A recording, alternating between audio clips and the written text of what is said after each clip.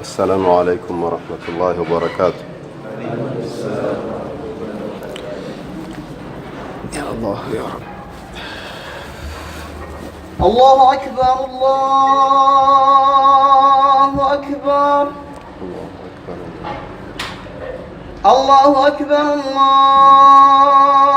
الله أكبر الله أكبر الله أكبر. أشهد أن لا إله إلا الله أشهد أن لا إله إلا الله. أشهد أن لا إله إلا الله أشهد أن لا إله إلا الله. أشهد أن محمدا رسول الله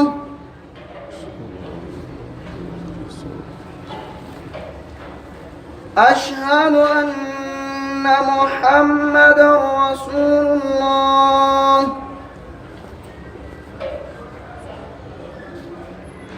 حي على الصلاة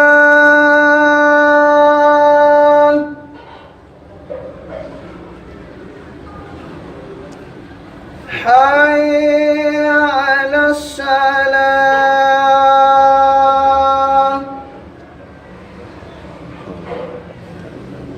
حي على الفلاح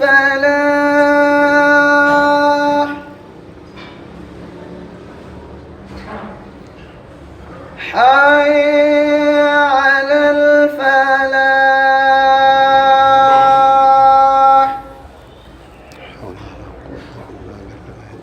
الله أكبر الله أكبر لا إله إلا الله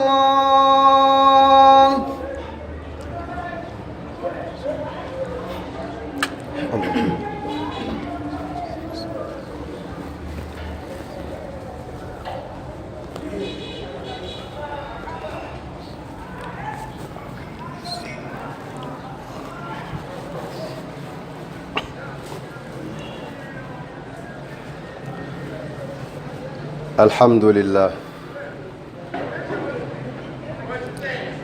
الحمد لله نحمده تعالى ونستغفره ونتوب إليه ونعوذ بالله من شرور أنفسنا ومن سيئات أعمالنا.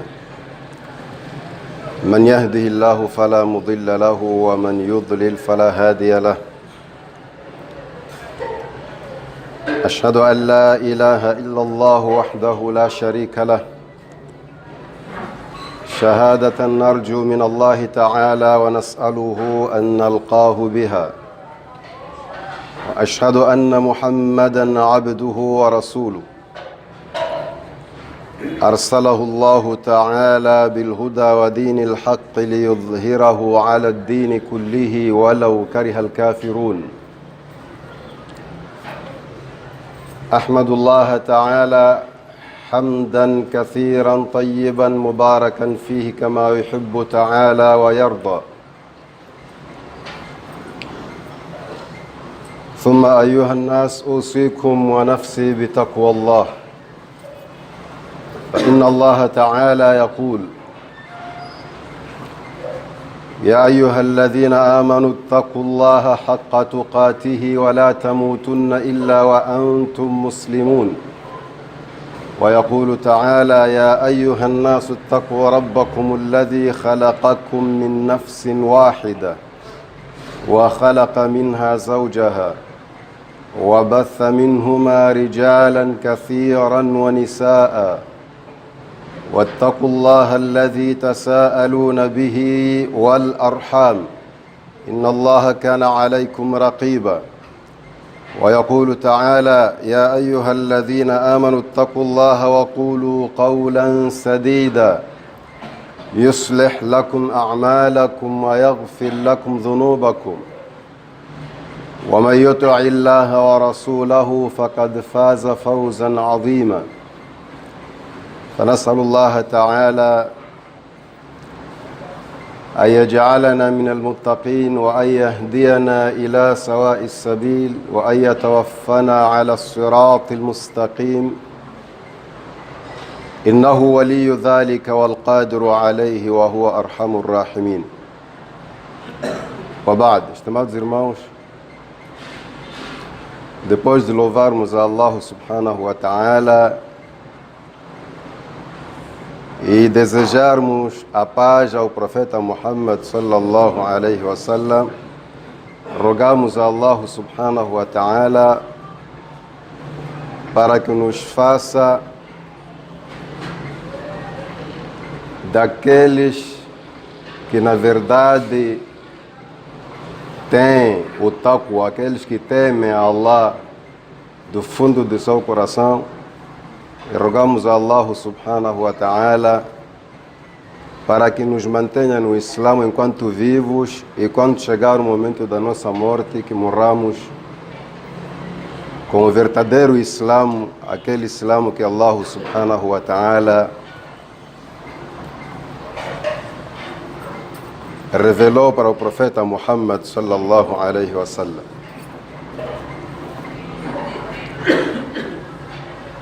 O tema do nosso sermão nesta sexta-feira de hoje,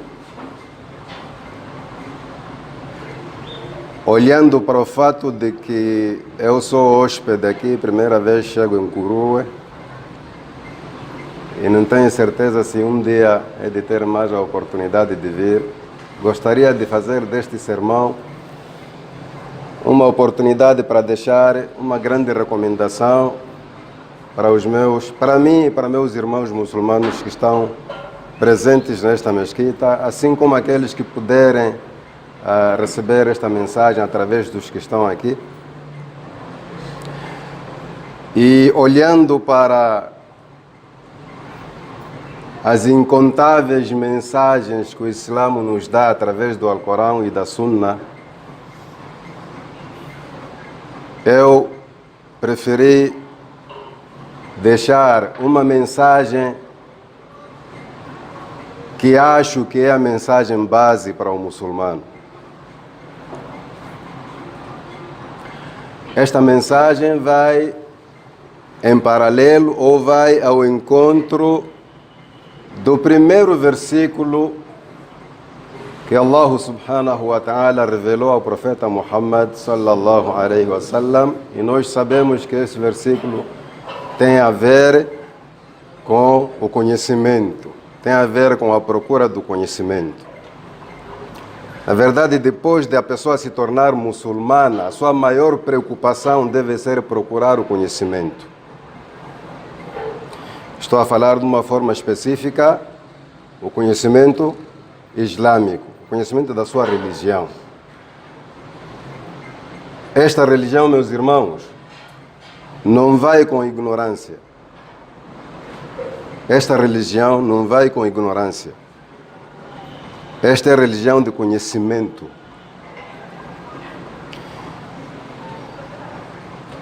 E a coisa que muitos muçulmanos não percebem é que o conhecimento é obrigatório para todos os muçulmanos, não para os líderes muçulmanos, aqueles que nós chamamos de sheikhs, muallimos. Muitos de nós pensamos que basta ter 3, 4, 5 sheikhs numa cidade, você pode não saber nada, qualquer coisa de perguntar o sheikh. Esse é um grande erro. O conhecimento nesta religião é para todos. Até onde você consegue, até onde você pode, deve procurar o conhecimento. Porque Allah subhanahu wa ta'ala ordenou ao profeta Muhammad alayhi salatu wassalam, ali no Alcorão, قل هذه سبيلي أدعو إلى الله على بصيرة أنا ومن اتبعني. Este Islã é o caminho que eu sigo, chamando as pessoas para Allah. Só que neste caminho precisamos de conhecimento. Nós dependemos do conhecimento. Eu, o profeta, e os que me seguem. E essa frase aí, os que me seguem, abrange todos até no dia de Qiyamah. Então, todo muçulmano tem a obrigação de procurar o conhecimento. Entre parênteses, conhecer a sua religião. Porque só você, por ser muçulmano, você já tem outra qualidade, que é da'iya. Você é um pregador. Você, que não é sheikh, lá na rua, lá no trabalho, Você convive com pessoas que às vezes fazem perguntas sobre a sua religião. Como é que você se sente quando não sabe explicar? Quando um cristão, quando um pagão qualquer, quando um hindu, quando um budista lhe faz uma pergunta sobre sua religião e você não sabe responder, como é que você se sente? Além daquilo que ele pensa, porque ele já sabe que você não sabe nada e não sabe o que está a seguir, mas você pessoalmente sente-se como? Encurralado, né?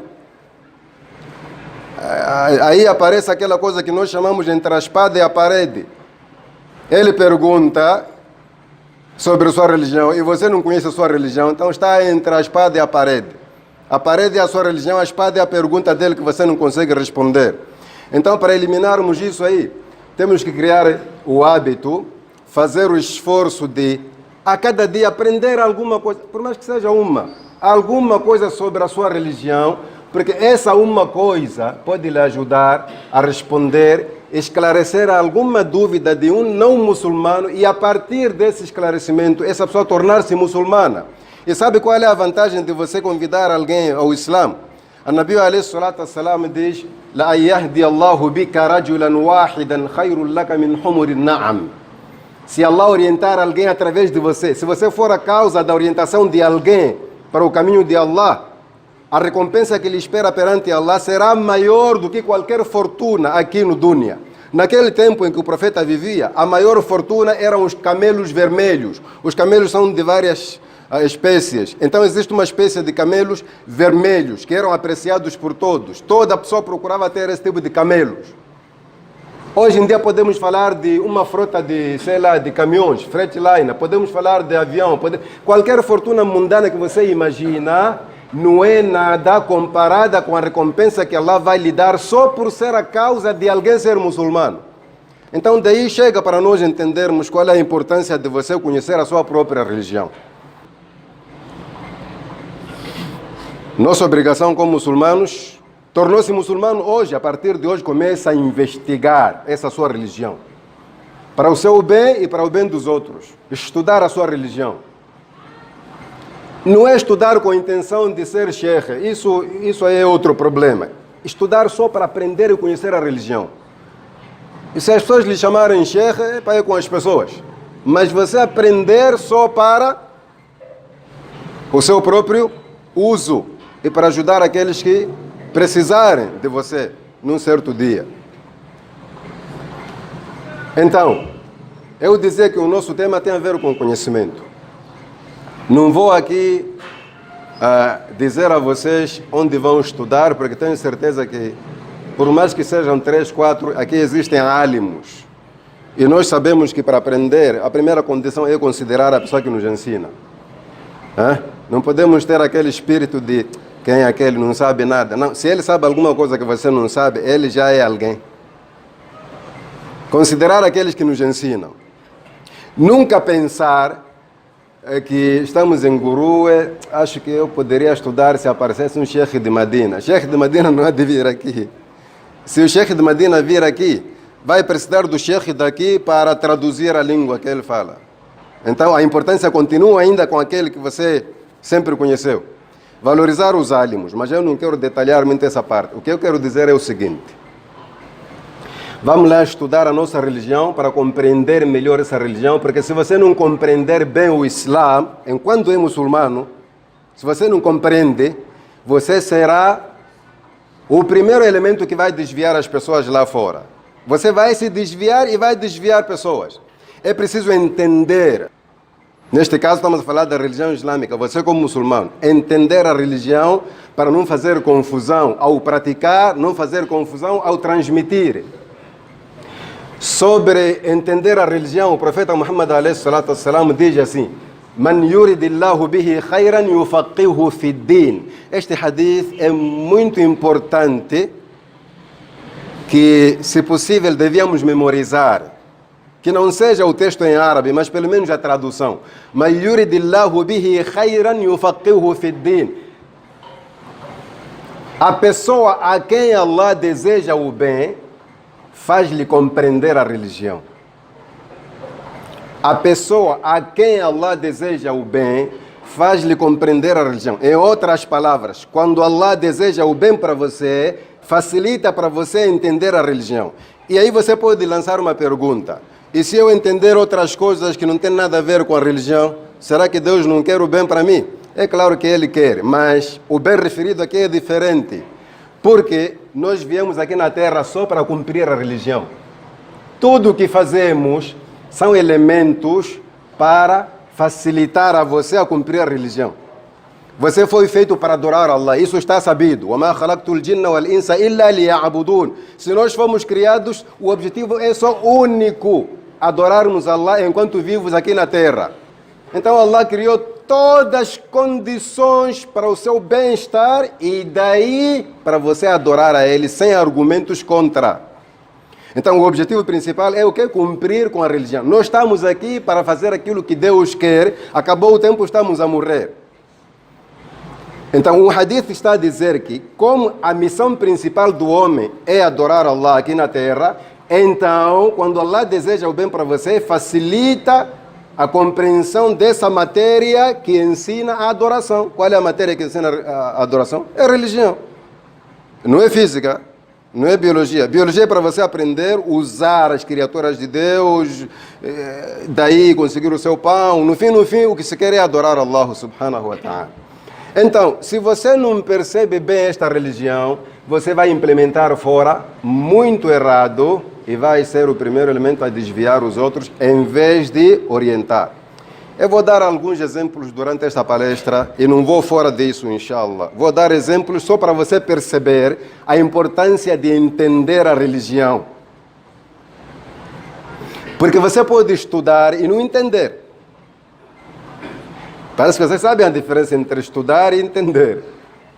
Estudar, quando você vai estudar, mesmo que não perceba, só por estar no grupo dos que estudam, você estudou, só que não percebeu. Por isso todo professor no fim da aula pergunta, entenderam? Nunca diz estudaram, porque acabaram de estudar. Ele só pergunta, entenderam? Para criar diferença entre participar do estudo e o entendimento. E o profeta aqui diz, yufaqihuhu fid-din, quando Allah deseja o bem para você, faz-lhe entender a religião. A importância de entender bem a religião é que você sai salvo, você sai intacto num lugar onde muita gente atropela, onde muita gente tropeça, você sai salvo, quando você entende a religião. Comecemos por um exemplo.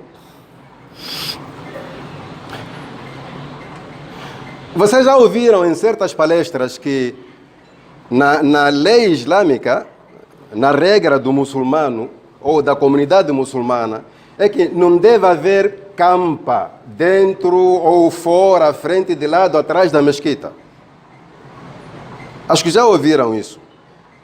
Até fomos proibidos de fazer salat numa mesquita onde tem campa. Vamos ver agora se você entendeu a religião. Porque aqui na religião existem duas coisas. Uma chama-se regra, outra chama-se alternativa. Se você entender o que é regra, o que é alternativa, nunca vai ficar confuso, mesmo que a confusão apareça onde você está. Mesmo que a confusão saia de casa até para onde você está, você não há de estar confuso, porque você conhece o que é regra, o que é alternativa. Se alguém lhe perguntar agora, eu não estou a entender. Aqui em Moçambique dizem que não podemos fazer salat numa mesquita onde tem campa à frente, atrás, de lado. E em Medina, na mesquita do profeta, está ali a campa dele, a campa de Abu Bakr, de Umar, está ali. E até dizem que tem espaço ali para Jesus ser enterrado lá. Nós estamos a seguir o quê? Profeta ou Sheikh de Moçambique? Já está a criar confusão. E quem vai lhe ouvir também do seu grupo vai criar outro partido. Confusão. Problema entre Sheikhs de um lado para o outro. Sabe por quê? Porque você não entendeu a religião. Você não conhece regra nem alternativa. A regra é essa. Na mesquita não pode existir campa. Nem à frente, nem atrás, nem de lado. Essa é a regra. Só que também é regra onde um profeta morre, é enterrado exatamente ali. É outra regra da mesma religião. O profeta Muhammad disse as duas coisas. Não façam um salat onde existe campa. Ele mesmo disse, onde um profeta morre é enterrado aí. Todos os profetas foram enterrados onde exatamente morreram. Acontece que a casa do profeta Muhammad alayhi salatu wassalam estava de lado da mesquita. A parede era a mesma. A parede era a mesma. De lado estavam os apartamentos do profeta, das suas esposas, de lado estava a mesquita. Ele morreu na casa dele, tinha que ser enterrado ali, porque ele ensinou as pessoas assim. Foi enterrado ali. O tempo passou. Chegou um momento em que os muçulmanos querem ampliar a mesquita, porque o número de muçulmanos em Medina está a crescer cada vez mais. Vão desenterrar o profeta para ampliar a mesquita? Não. Vão ampliar a mesquita e aquilo deixa de ser regra, passa a ser alternativa. Não temos como. Por quê? Se tirarmos o profeta daqui para o cemitério comum dos muçulmanos, existem aqueles fanáticos que quando chegam na campa do profeta começam a invocar a ele, outros até queriam desenterrar a ele para tocar o corpo dele, essas coisas todas. Então vamos manter a campa dele aqui e vamos fazer um cerco e a mesquita continua aqui. Então a existência da campa do profeta dentro da sua mesquita é uma alternativa, já não é regra. Acabou a confusão ou não acabou? Acabou. A regra é que não pode existir campa na mesquita. Aquela campa do profeta e dos seus companheiros é uma exceção, deixa de lado. Ah, mas como é que fica a exceção? Eu não estou a entender. Estão-nos a baralhar. Eles dizem outras coisas, outros dizem outras. Você está-se a baralhar, a coisa está clara. Vou lhe apresentar agora outra alternativa. A regra na religião islâmica é que nós não devemos consumir a carne do porco. Está claro isso? Existe muçulmano que duvida disso? A carne do porco é haram. Mas o mesmo Alcorão que disse que é haram, ele disse, podem consumir a carne de porco em situações extremas só para salvar a sua vida. Alternativa. A regra continua não comer carne de porco. A alternativa, comer quando você está com fome e não existe outro tipo de alimento. Não se deixe morrer. Está a perceber? Amanhã não vai dizer que este Alcorão não se entende. Aqui permite uma coisa, a mesma vem proibir ali. Não, tem que perceber. Tem regras, tem alternativas. Eu vou dar um exemplo de casa, para não falar só da religião. Um exemplo de casa. Em minha casa, em sua casa também pode ser isso. A regra é 18h30, todo miúdo está no quintal. Essa é a regra. Acontece que você um dia aparece com fome, em casa não tem comida, e você precisa tomar um sumo, tira dinheiro às 19h30, dá uma das crianças para comprar sumo. Se a criança dizer, papai, você disse 18h30 aqui, agora são 19, não posso sair. Esta criança é obediente ou desobediente? É desobediente porque o mesmo que traçou a regra está a mandar agora a alternativa. Agora não é para passear, eu quero tomar sumo. A criança vai. Até porque devia ir para aproveitar, passear às 19 horas, porque está há tanto tempo que não sai às 19. A religião é assim. Você não entende, começa a criar confusão. Vou dar mais exemplos. Este sermão é só para exemplos que Allah subhanahu wa ta'ala aceite e facilite para nós entendermos a importância de você perceber a religião. Porque se você não percebe, de facto, será você a estragar essa religião. Não, a religião não se estraga. A estragar os outros que querem seguir a religião. Vou dar um exemplo. Hoje tem muita gente aí a falar mal do Islã por causa de poligamia. Esta religião que permite ter 2, 3, 4 mulheres. Quem é que vai amar 4 mulheres ao mesmo tempo? Mas quem disse que é para amar todas elas ao mesmo tempo? Ninguém falou isso. Quando você tem 4 calças, é para pôr todas de uma vez. Você já está a trazer ideias que ninguém já te falou. Estão a acreditar por quê? Porque pensam que a poligamia é uma ordem. Não, a poligamia não é ordem, é uma permissão na base de alternativa. Não é na base de regra, porque a regra na religião islâmica é ter uma mulher. Essa é a regra, desde o princípio. A regra é ter uma mulher. Ter 2, 3 é alternativa. Como é que vamos compreender isso?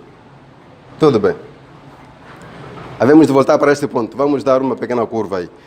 Você já ouviu falar que os primeiros filhos de Adão, quando Adão veio aqui na terra com a sua esposa, quando começou a reproduzir, quando começou a dar filhos, cada vez mais nascia 2. Uma menina e um rapaz. Uma menina e um rapaz. Quando cresciam, a menina do primeiro par casava com o rapaz do segundo par. O rapaz do segundo par casava com a menina do primeiro par. Então, entre irmãos. Agora, se você ouviu essa história aí, pode ir para casa dizer, vou casar com minha irmã, porque os primeiros filhos de Adão também casavam entre irmãos. Eu não sei por que estão a proibir isso. Não sei por que estão a proibir isso. Ali não era regra. Quando alguém casava a irmã, não era regra, era alternativa, porque as pessoas eram poucas e Allah queria reproduzir a humanidade. Se Allah quisesse, podia criar 2 Adamos, 2 Hawás. Os filhos da segunda Hawa casavam com os filhos do primeiro Adam. Assim. Allah não quis assim para nos ensinar a alternativa. Que nem sempre é regra, às vezes é alternativa. Agora é haram casar com sua irmã porque a humanidade já é vasta. Somos muitos. Qual é a necessidade que leva você a casar com sua irmã? Naquele tempo Allah permitiu alguém casar com a irmã porque eram poucos e tinham que se reproduzir. Aquilo que hoje é haram, antigamente era halal. Por causa da situação. Era alternativa, não era regra. Tudo bem.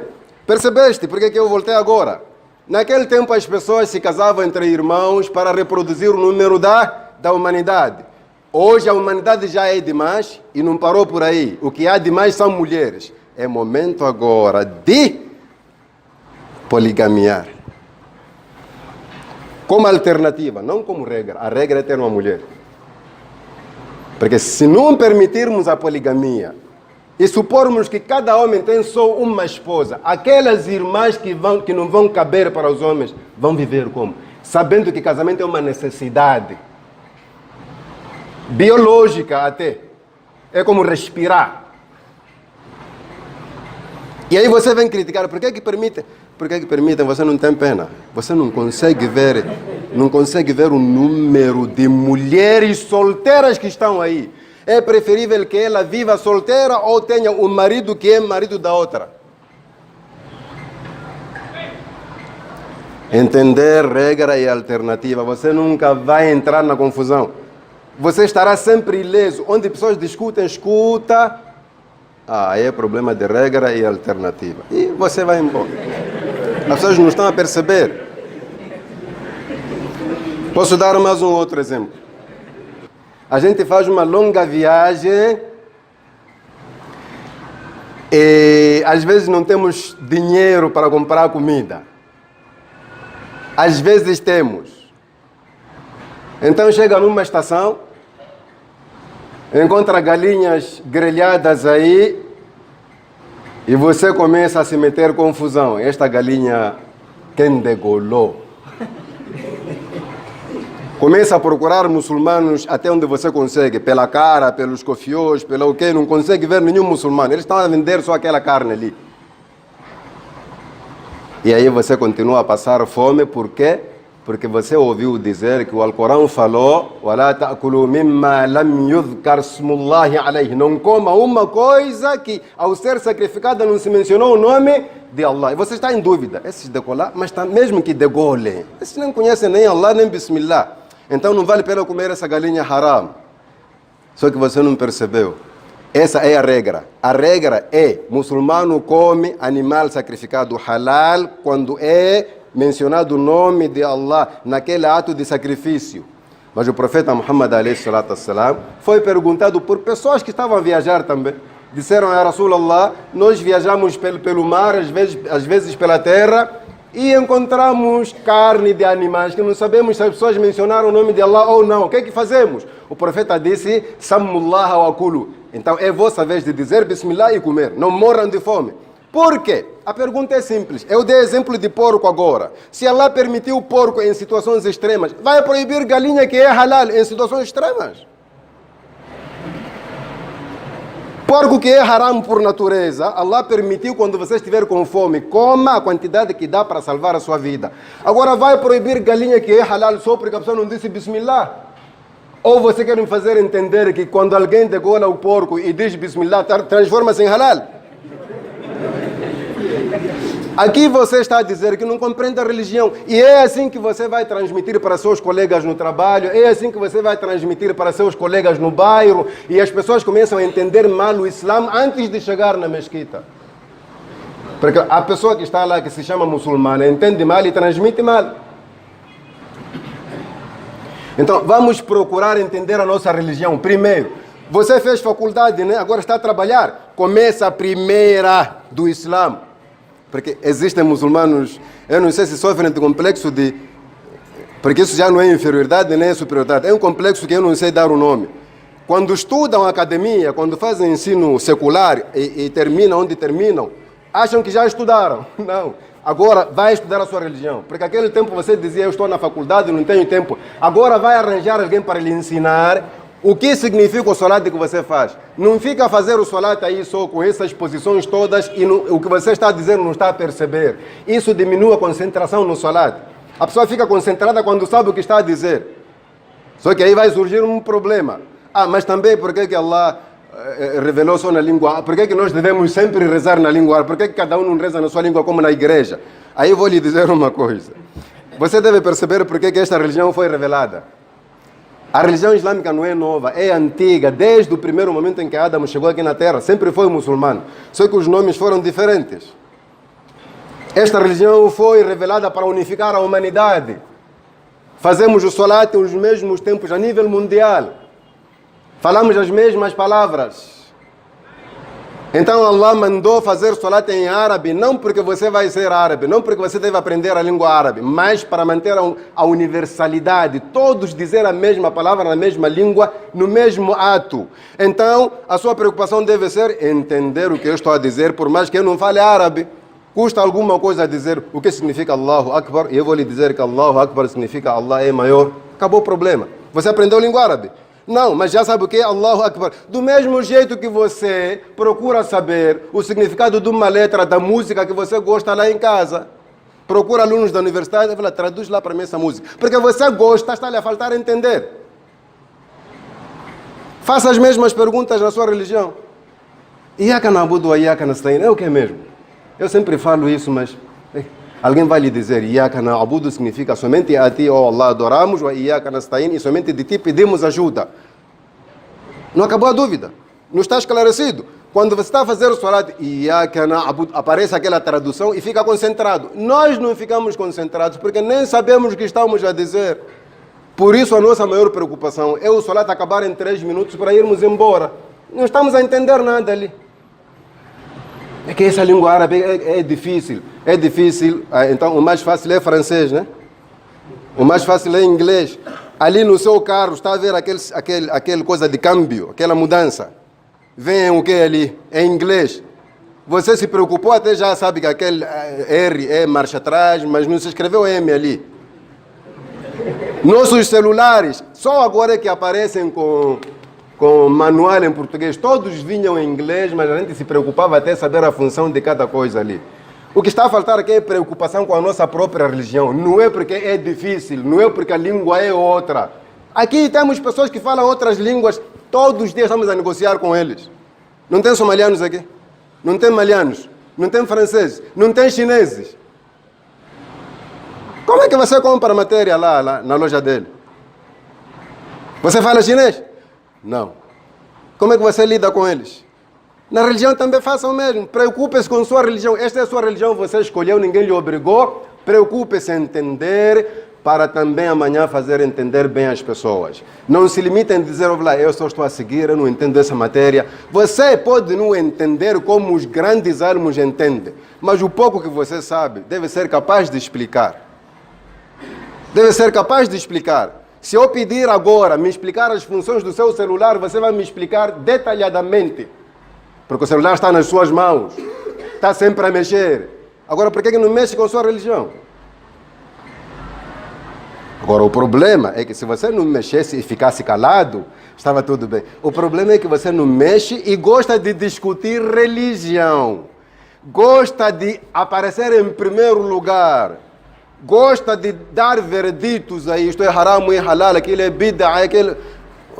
A palavra bid'a significa o quê? Antes de dizer o que é bid'a, significa o que é bid'a?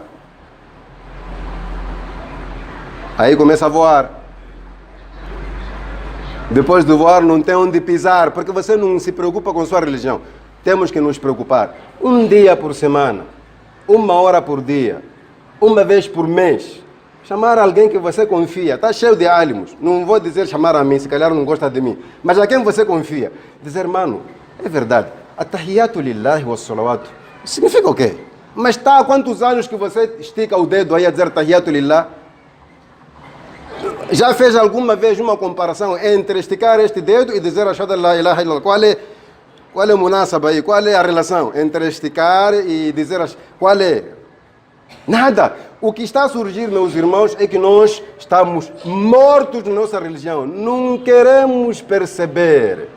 Está cheio de sheikh. Eu vou lhe contar uma história muito engraçada que aconteceu depois do profeta Muhammad alayhi salatu wassalam morrer. Ele deixou muitos sahabas, deixou muitos dos seus companheiros. Irmãos, eu não tenho relógio aqui. Eu vou pedir, acho que vai chegar um momento que vou descendo. Dentre aqueles companheiros do profeta Muhammad alayhi salatu wassalam, havia um rapaz de 11 anos, Abdullah ibn Abbas. Era a família do profeta Muhammad alayhi salatu wassalam. Ele se preocupava em aprender, mas ia aprender com quem? Se o profeta já morreu. Aprendia com os companheiros do profeta. Ele sabia que esses conviveram com o profeta, então qualquer coisa está com eles. Ele passava porta a porta. O que é que você quer? Quero um hadith. Ou o que é que o profeta disse sobre o assunto X? Porque o tempo que ele viveu foi pouco com o profeta Muhammad alayhi salatu wassalam. Só que tinha um amigo dele que quando lhe convidasse para procurar conhecimento, dizia, você procurar conhecimento, olha lá o número de sahabas que estão aqui. Está cheio de companheiros do profeta aqui, todo lado está cheio deles. Você pensa que há de chegar um dia em que as pessoas vão precisar de você? Acha que você vai acumular o conhecimento e chegar um dia em que as pessoas vão dizer, o nosso professor é Abdullah ibn Abbas? Está cheio de sahabas.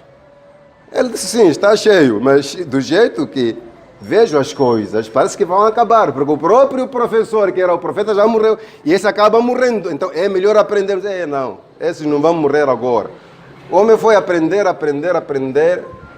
Um dia, saiu de casa para a mesquita de manhã, aquele mesmo que negava aprender, encontrou a mesquita cheia. Cheia de quem?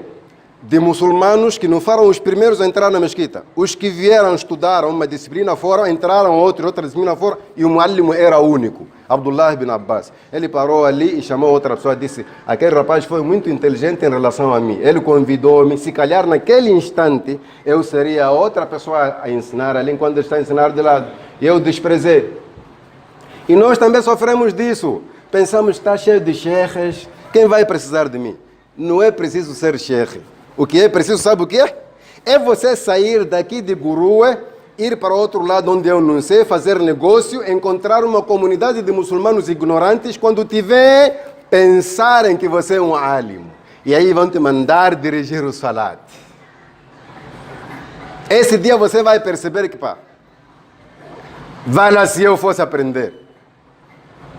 Você há de viajar, não para dini, há de viajar para negócio, há de viajar para estudos, vai encontrar pessoas interessadas em aprender a religião e vão te perguntar sobre uma matéria que você teve chance de aprender e não aprendeu, e aí vão te fazer perguntas que vão parecer ofensas. Você é muçulmano de que tipo? De onde você vem? Mas que tipo de muçulmano?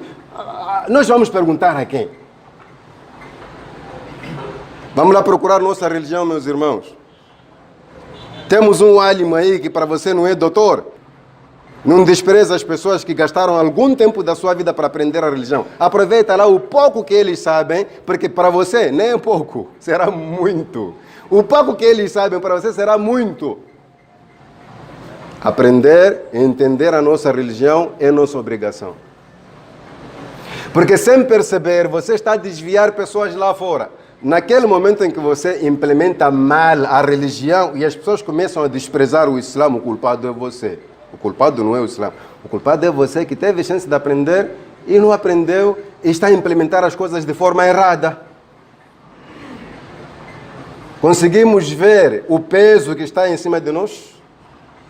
Quando temos pessoas numa cidade que ensinam a religião e nós não nos interessamos, a saber que fomos criados para cumprir com a religião, não para nada. O resto são bônus.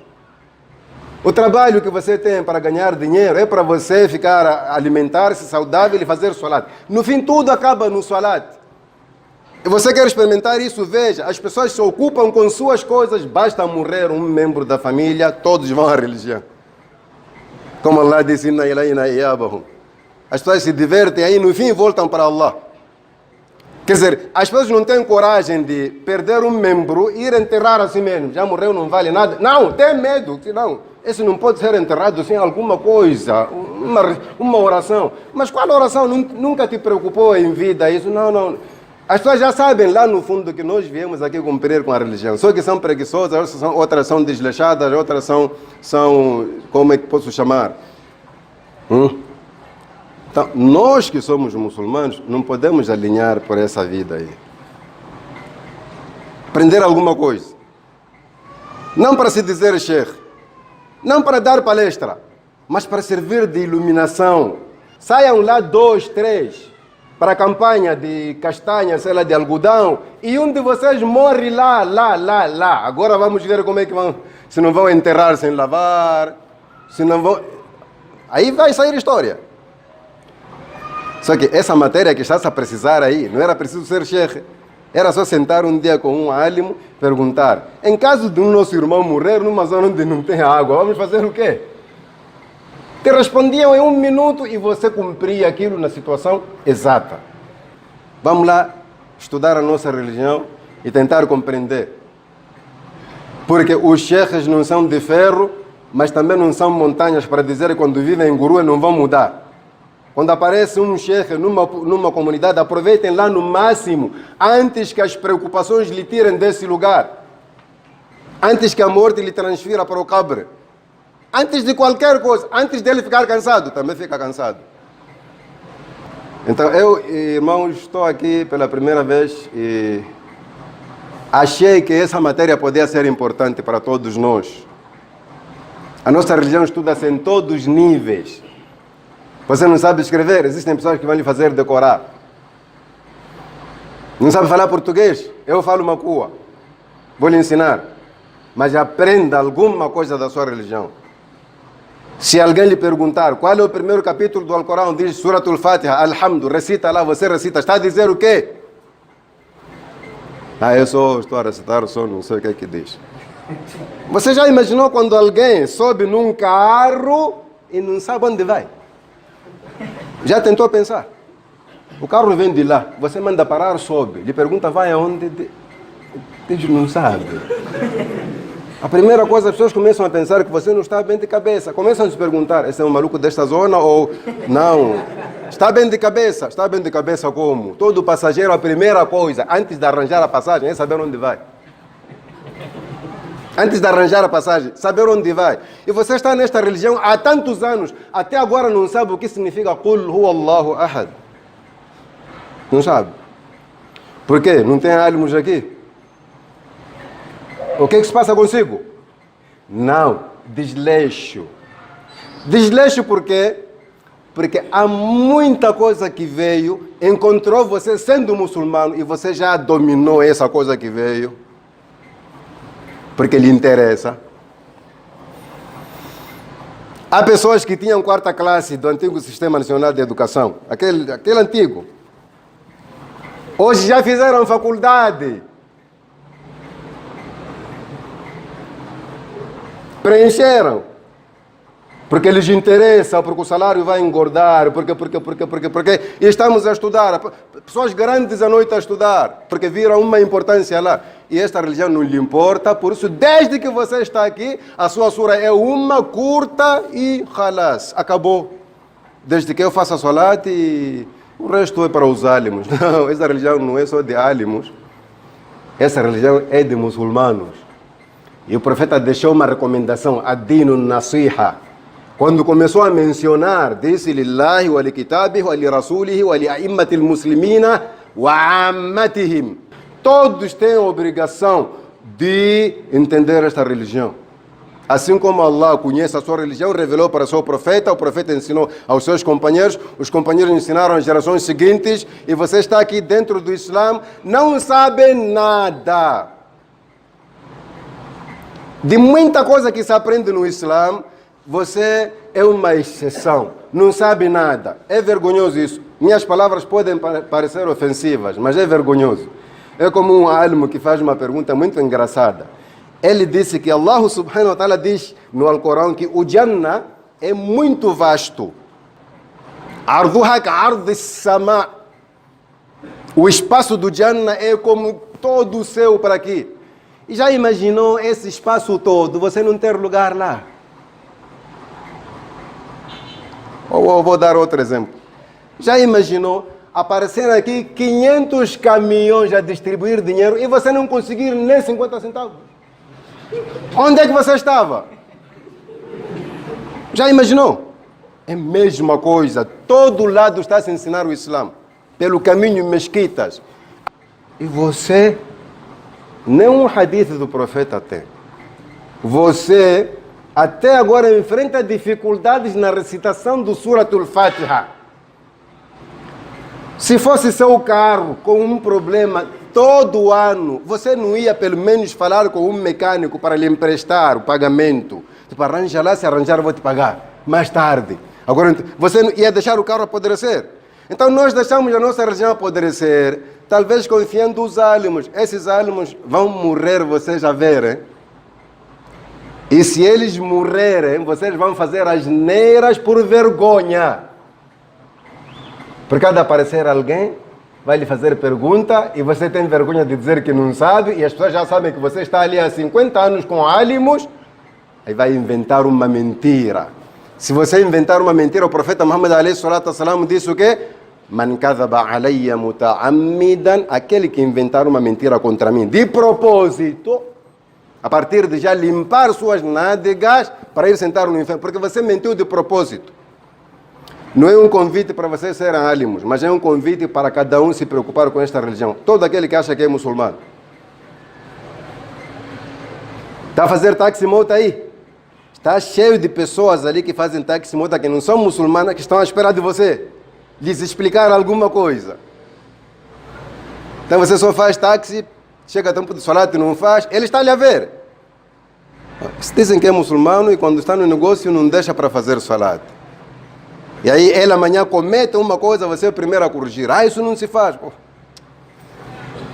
Quer dizer, isso é que não se, isso já é inveja. Isso não se faz, mas salat se perde. Tudo isso porque você não quer aprender. Porque você continua com aquele Islã de costume, de tradição. Meu pai, minha mãe, meu tio são muçulmanos. Eu também sou muçulmano. Muçulmano só de sexta-feira. Muçulmano só de sexta-feira. Esse muçulmano não existe. De sexta-feira não existe. Isso dói, mas é verdade. Muçulmano de sexta-feira. Eu vou vos dizer uma coisa, irmãos.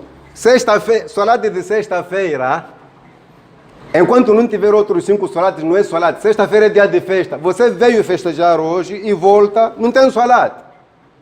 Está claro isso? Sexta-feira é dia de festa. Este é salat de festa da sexta-feira. Salates são 5 por dia. Então se você faz 5 por dia, por isso este ocupa o lugar daquele primeiro, que é o salat de Dhuhr. Quando chega lá fora, você é muçulmano, mas eu nunca lhe vi na mesquita. Não, eu vou na sexta-feira, sempre vou na sexta-feira. E ele fica confuso, mas outros muçulmanos não vão só na sexta. Quer dizer, ali pode-se fazer quando a pessoa quer ou quando não quer, como é que é? Aí você começa a inventar outra mentira. Não, essa coisa de salat é para pessoas, por exemplo, que não são ocupadas. Já está a inventar outra coisa só para se justificar. E você logo já tomou o lugar daquele que está a desviar pessoas. أقول قولي هذا وأستغفر الله لي ولكم فاستغفروه إنه هو الغفور الرحيم.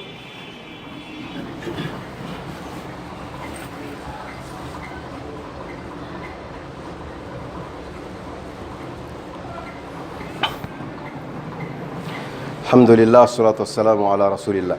Esses comentários todos neste sermão estão em volta de o quê? Compreender a nossa religião. Quando você compreende, você salva e salva os outros. Nós, normalmente, talvez estamos a seguir a cultura ocidental, porque costumo ouvir dizer, não tenho certeza, que os brancos lá na Europa, na América, para eles família é mulher, filhos e ele. O resto que se dane. E nós estamos a imitar isso. Se morre sua mãe, sua tia não interessa. Quem me nasceu já morreu. Ela também tem filhos que lhe tratam os filhos. Porque você só conhece a regra de que Allah mandou tratar bem aos nossos pais. وَقَضَى رَبُّكَ أَلَّا تَعْبُدُوا إِلَّا إِيَّاهُ وَبِالْوَالِدَيْنِ إِحْسَانًا. É isso que você ouviu na mesquita, que devemos tratar bem os nossos pais. Só que está a faltar um hadith, onde o profeta Muhammad a.s. disse: Al-khalatu bimanzilatil ummi. A tia tem o mesmo nível da mãe. A sua tia é sua mãe. Aquela senhora que você mandou embora depois da morte da sua mãe, ocupou o lugar da sua mãe. O que você fazia para sua mãe, faça para aquela. Al-khalatu bimanzilatil ummi. A sua tia é exatamente sua mãe. Quero provas disso? Não é preciso Alcorão nem Hadith. Sua mãe tem a irmã que você chama tia. Tem outra irmã que também chama tia. Antes de você nascer, eles se chamavam o quê? Irmã mana, irmã mana. O estranho é você. Nessa família, o estranho é você, que veio através de outro estranho. O homem que casou sua mãe. Eles já vinham com família. Já percebeu que você é o estranho ali? Então esse estranho respeita uma e não respeita a outra, que são do mesmo nível. É quando maltratamos nossas tias, até consideramos de feiticeiras, mas todos os dias está a fazer dua. Rabbi ghfirli wal walidayn warhamhuma kama rabbayani saghira. Está a pedir dua para a sua mãe. Esse dua pode não chegar para lá. Sabe por quê? Porque tem uma mãe que ficou aqui que você está a insultar, que você não considera. São poucos exemplos que eu estou a dar só para mexer com esse assunto. E nós pensamos que estamos bem. Sou muçulmano, tenho 5 salates, jejum, Ramadã, já fui ao Hajj e voltei, mas está a maltratar sua tia porque não te nasceu. Eu vou fazer uma pergunta mais chata ainda. Que pergunta é essa? Não é agora que já temos maternidades aí, onde todos nascem no hospital. Aquele tempo em que as mulheres nasciam, davam parto em casa. Você pode me dizer, se tem coragem, quem lhe recebeu? Porque naquele momento sua mãe não conseguia fazer nada, por causa da dor do parto. Lembra quem lhe recebeu? Se não foi sua tia mais pequena, foi aquela mais grande. Porque ali não se chama pessoa estranha, tem que ser família.